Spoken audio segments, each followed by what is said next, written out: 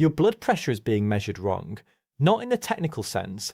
The nurse probably put the cuff on correctly, pumped it up, and wrote down two numbers that got filed in your chart. But those numbers only tell you what your pressure was in that exact moment, sitting in a medical office, probably feeling anxious after rushing to make your appointment on time. That single reading has almost nothing to do with what your blood pressure is doing for the other 23 hours and 50 minutes of your day. And yet, based on that reading, you were probably told your blood pressure is high and you need to do something about it. Maybe you were put on medication immediately. Maybe you were told to cut salt and come back in 3 months. Either way, the assumption was that your blood pressure is just high, like it's some permanent state your body is settled into. And the solution is to push it back down through medication or dietary restriction. But here's what that approach misses entirely. Blood pressure is not a static number. It's a dynamic system that responds to dozens of signals throughout the day. Your pressure right now is different from what it was an hour ago and different from what it will be tonight while you sleep. And those fluctuations are not random. They're driven by specific metabolic and hormonal signals that your body is responding to in real time. When your blood pressure stays elevated day after day, month after month, it means something is chronically activating the mechanisms that raise pressure. Your kidneys are being told to hold on to sodium, your blood vessels are being told to constrict, your nervous system is being told to stay in high alert mode.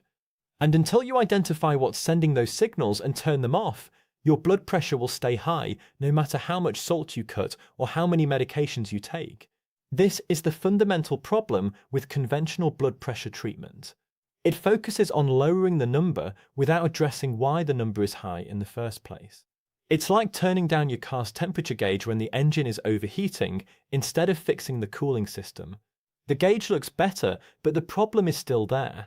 Hi, I'm Dr. Alex. I'm an emergency medicine doctor, and after nearly 10 years in the AANAE, I've seen what happens when high blood pressure goes uncontrolled for years. Strokes that leave people paralyzed, heart attacks in people who thought they were managing their pressure with medication, kidney failure that leads to dialysis 3 times a week for the rest of someone's life, vascular dementia that slowly erases a person's memory and personality. My goal now is to help people understand what actually causes high blood pressure so they can address the root problem instead of just managing symptoms. Because when you fix the underlying metabolic dysfunction, blood pressure normalizes on its own. You don't have to force it down with medication or live on a salt-restricted diet forever. Your body regulates pressure perfectly when the right hormonal signals are in place. For the next few minutes, we're going to talk about why your blood pressure is still high, despite everything you've tried. Not the simplistic explanation that you're eating too much salt or not exercising enough, but the real metabolic and hormonal reasons that are keeping your kidneys in sodium retention mode and your blood vessels in a constricted state. And once you understand those mechanisms, you'll know exactly what you need to do to fix them. Let's start with the most common advice people get when they're diagnosed with high blood pressure. Cut your salt intake. The reasoning seems straightforward. Sodium causes water retention, which increases blood volume, which raises pressure. So if you eat less sodium, you'll retain less water, and your pressure will drop.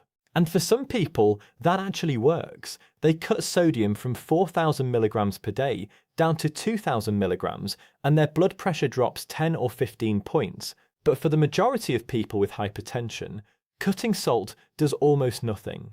They eliminate processed foods, stop adding salt to their meals, and carefully track their sodium intake. And yet their blood pressure stays exactly where it was. The reason is that salt sensitivity exists on a spectrum. Some people are highly salt sensitive, meaning their blood pressure responds dramatically to sodium intake. These are typically people with impaired kidney function or certain genetic variations that affect how the kidneys handle sodium. For them, reducing salt intake genuinely helps. But most people with high blood pressure are not primarily salt sensitive. Their pressure is being driven by something else entirely. And the crucial thing to understand is that your kidneys don't just passively filter sodium based on how much you eat. They're actively controlled by hormones that tell them whether to hold on to sodium or release it. And if those hormones are sending the wrong signals, your kidneys will retain sodium no matter how little you're eating. This is why you can go on a strict low-sodium diet and see minimal improvement. Your kidneys are being hormonally instructed to retain sodium. The problem isn't the amount of salt coming in. The problem is that your body won't let it out. And the hormone responsible for that is insulin. Insulin is primarily known as the hormone that controls blood sugar. When you eat carbohydrates, your blood glucose rises, and your pancreas releases insulin to shuttle that glucose into cells. That's the version everyone learns. What they don't learn is that insulin has a direct effect on your kidneys that has nothing to do with blood sugar. Insulin signals your kidneys to reabsorb sodium instead of excreting it. This is a normal part of metabolism. After you eat, insulin rises briefly, tells the kidneys to hold on to a bit of sodium temporarily, and then falls back to baseline. The kidneys then release that sodium and your blood pressure returns to normal. The system stays balanced. But in someone with insulin resistance, which describes the majority of people with high blood pressure, insulin doesn't fall back to baseline. It stays elevated throughout the day because cells aren't responding to it properly anymore. The pancreas has to keep pumping out more and more insulin just to maintain normal blood sugar. And the entire time insulin is elevated, your kidneys are being told to retain sodium. This creates a situation where your blood pressure is being driven up hormonally, not mechanically. You could be eating a very low sodium diet, but if your insulin levels are chronically high, your kidneys won't release that sodium. The water follows the sodium, your blood volume expands, and your pressure stays elevated. Cutting salt in this scenario is treating the wrong problem. The real problem is the elevated insulin. Multiple studies have confirmed this connection. People with insulin resistance have higher blood pressure than people with normal insulin sensitivity, even when controlling for body weight, age, and salt intake. And when you improve insulin sensitivity through dietary changes, blood pressure drops significantly, often without any medication. The second way insulin raises blood pressure is by activating your sympathetic nervous system. High insulin levels increase the activity of your fight or flight response. Your heart rate goes up, your blood vessels constrict, your cardiac output increases. All of these changes raise blood pressure directly. So insulin is hitting you from two sides at once. It's increasing blood volume through sodium retention, and it's increasing vascular resistance through nervous system activation. And the third pathway involves the blood vessel walls themselves. Chronic insulin elevation impairs the function of your endothelium, which is the thin layer of cells lining your arteries.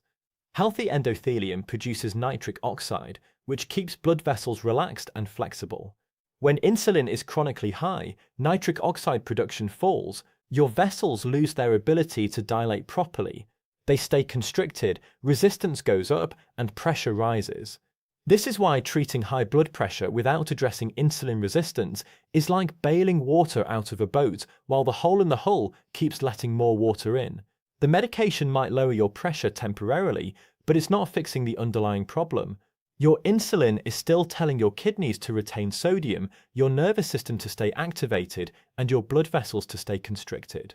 So if elevated insulin is the real driver of high blood pressure for most people, the obvious question is, what causes insulin to stay elevated? And the answer is processed carbohydrates and sugar consumed repeatedly throughout the day. When you eat refined carbohydrates, your blood glucose spikes rapidly. Your pancreas releases a large burst of insulin to bring that glucose down. In a metabolically healthy person, insulin does its job and falls back to baseline within a few hours. But when you're eating processed carbs at breakfast, snacking mid-morning, eating more carbs at lunch, snacking again in the afternoon, eating carbs at dinner, and maybe having dessert, you're spiking insulin over and over all day long. Your cells are being constantly bombarded with insulin. Eventually, they become resistant to it. The insulin receptors on the cell surface stop responding as strongly. Your pancreas has to produce even more insulin to get the same effect. And now you're in a vicious cycle where high insulin causes insulin resistance, which causes even higher insulin levels, which causes more resistance. This is metabolic syndrome, and it's epidemic in modern populations. Roughly 40% of adults in developed countries have some degree of metabolic dysfunction characterized by insulin resistance, elevated insulin, abdominal obesity, high triglycerides, low HDL cholesterol, and high blood pressure. These conditions all travel together because they're all consequences of the same underlying problem, which is chronic carbohydrate overconsumption leading to insulin resistance. The second major driver of insulin resistance is seed oils. These are the industrial vegetable oils that dominate the modern food supply. Soybean oil, corn oil, canola oil, sunflower oil, safflower oil. They're in nearly every processed food, restaurant meal, and packaged snack.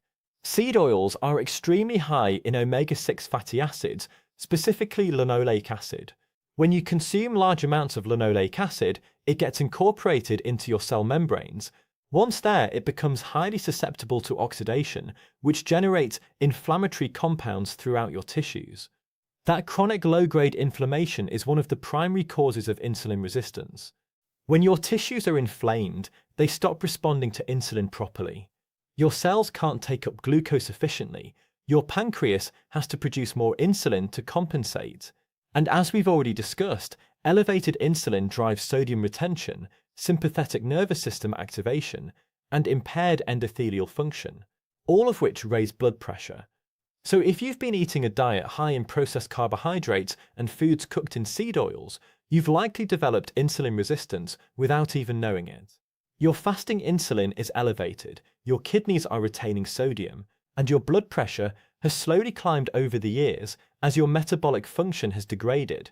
If you're watching this video because you've been told you have high blood pressure and you're looking for real answers, I'm glad you're here.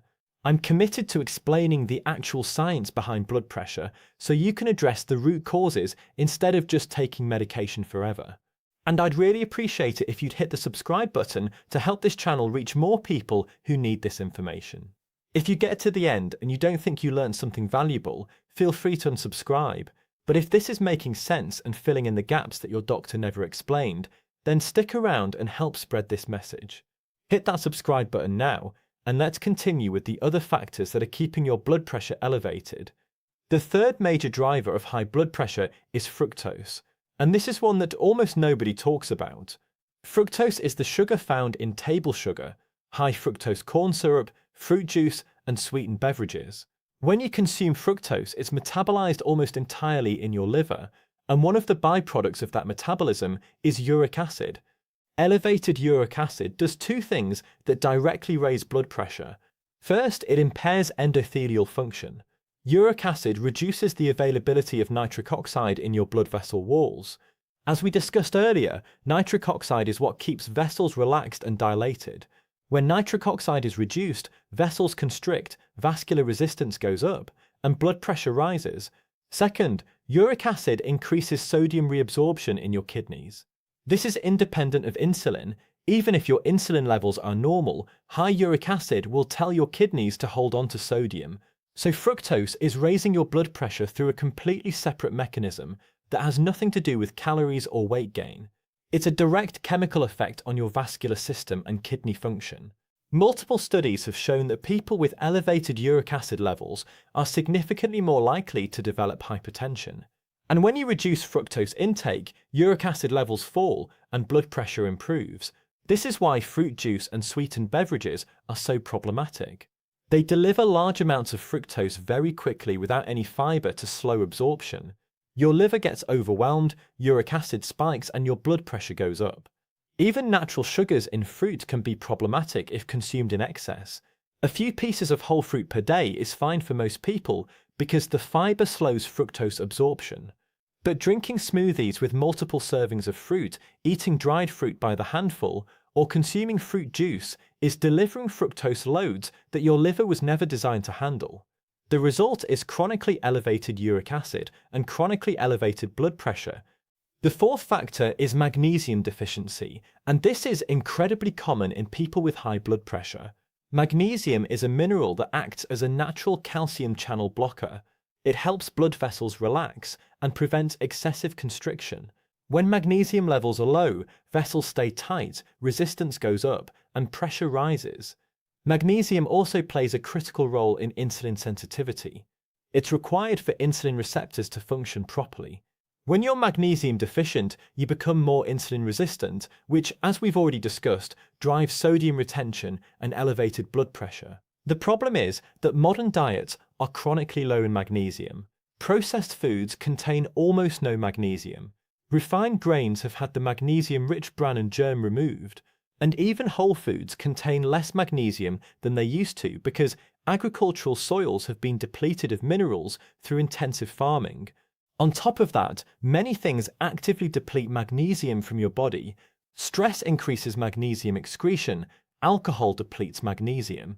Diuretic medications, which are commonly prescribed for high blood pressure, cause you to urinate out magnesium. So you're not getting enough from your diet, and you're losing what little you have through stress and medication. Studies have shown that magnesium supplementation can lower blood pressure significantly, particularly in people who are deficient. One meta-analysis found that magnesium supplementation reduced systolic blood pressure by an average of 3 to 4 millimeters of mercury and diastolic pressure by 2 to 3 millimeters. That might not sound like much, but it's comparable to what many medications achieve, and it's addressing a nutritional deficiency rather than forcing your body into an unnatural state. The best food sources of magnesium are leafy green vegetables, nuts, seeds, and dark chocolate. But even with a good diet, many people benefit from supplementation, particularly if they're under chronic stress or taking medications that deplete magnesium. The fifth factor that's keeping your blood pressure high is sleep apnea, and it's massively underdiagnosed. Sleep apnea is when your airway collapses repeatedly during sleep, causing you to stop breathing dozens or even hundreds of times per night. Each time you stop breathing, your oxygen level drops and your body panics. Your nervous system fires off a massive surge of adrenaline to wake you up just enough to start breathing again. These repeated adrenaline surges spike your blood pressure every single time they happen. Your heart rate jumps, your blood vessels constrict, and this is happening over and over all night long. Even during the day when you are awake, the chronic elevation of stress hormones from sleep apnea keeps your sympathetic nervous system in overdrive, which maintains elevated blood pressure around the clock. Multiple studies have shown that untreated sleep apnea dramatically increases the risk of resistant hypertension, which is high blood pressure that doesn't respond to medication. One study found that 80% of people with resistant hypertension had sleep apnea. When the sleep apnea is treated with CPAP therapy, blood pressure often drops significantly without any change in medication. The problem is that most people with sleep apnea don't know they have it. They just think they're bad sleepers or that they snore. But if you snore loudly, wake up gasping for air, or feel constantly tired despite getting 7 or 8 hours in bed, you need to get tested. Sleep apnea is treatable, and treating it can have a dramatic impact on blood pressure. The sixth factor is chronic stress and elevated cortisol. Cortisol is your primary stress hormone, and it's designed to help you deal with acute threats. In the short term, cortisol raises blood pressure by increasing cardiac output and constricting blood vessels. That's helpful if you're running from danger. But in modern life, most people are under chronic low-grade stress. Work pressure, financial stress, relationship problems, constant digital stimulation, poor sleep. Your cortisol levels stay elevated day after day. Chronic cortisol elevation raises blood pressure through multiple mechanisms. It increases the sensitivity of your blood vessels to other pressure-raising hormones. It impairs kidney function and promotes sodium retention. It drives insulin resistance, which, as we've discussed, raises pressure through sodium retention and sympathetic nervous system activation. And it directly increases the activity of your renin-angiotensin-aldosterone system, which is your body's primary blood pressure control network.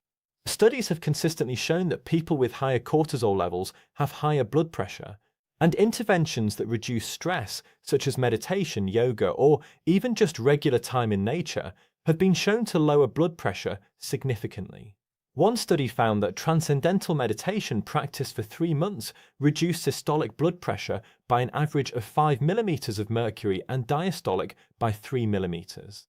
The problem is that most people try to treat high blood pressure without addressing the chronic stress that's driving it. You can take medication to force your pressure down, but if you're still chronically stressed, your body is fighting against the medication every single day. Stress management isn't optional. It's a fundamental part of normalizing blood pressure. So if the real drivers of high blood pressure are insulin resistance, chronic inflammation, fructose metabolism, magnesium deficiency, sleep apnea, and chronic stress, then the solution is to address those factors directly. And here's what the evidence shows actually works. First, eliminate processed carbohydrates and sugar from your diet. This is the single most important change you can make. Bread, pasta, rice, crackers, sweetened beverages, fruit juice, and anything with added sugar needs to go. These foods spike insulin and keep it elevated throughout the day, which tells your kidneys to retain sodium and keeps your pressure high. Replace them with vegetables which provide nutrients and fiber without spiking insulin. Second, eliminate seed oils completely. Stop eating fried foods, processed snacks, and restaurant meals cooked in vegetable oils. These oils drive inflammation and insulin resistance, which are upstream causes of high blood pressure. Cook with butter, ghee, olive oil, or coconut oil. Eat whole, unprocessed foods. Your inflammation will drop, your insulin sensitivity will improve, and your pressure will come down naturally. Third, eat adequate protein and don't fear healthy fats. Protein stabilizes blood sugar and reduces insulin spikes. Healthy fats from meat, fish, eggs, nuts, and avocados don't raise insulin and they keep you satisfied. The low-fat diet advice has failed to control blood pressure for decades. It's time to acknowledge that and move on. Fourth, increase your magnesium intake through food and consider supplementation. Eat leafy greens, nuts, seeds, and dark chocolate regularly. And if you're under chronic stress or taking diuretics, supplement with 300 to 400 milligrams of magnesium glycinate daily. This will help your blood vessels relax and improve your insulin sensitivity. Fifth, get tested for sleep apnea. If you snore or wake up tired, if you have it, get treatment.